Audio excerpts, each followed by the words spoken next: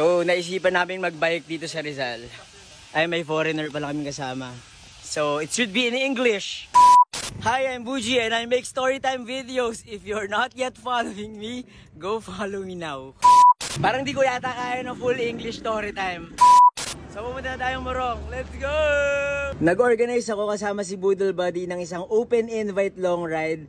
And in just a few hours, sobrang daming nag-message na gusto nilang sumama. Na-close kagad yung slots kasi limited lang yung number of participants for safety reasons. So, nga muna kayo, eh!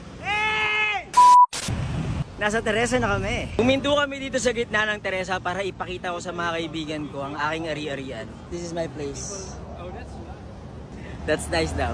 Yeah. Bye-bye! Ingat! Sulat kayo! Nasa Morong na kami! Pumasok kami sa isang neighborhood dito sa Morong. Ang ganda! Hello! Cute naman! Hello!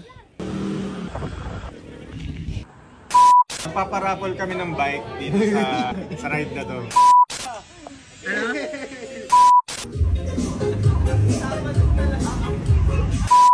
Dito na tayo sa final stop sa 1C Coffee.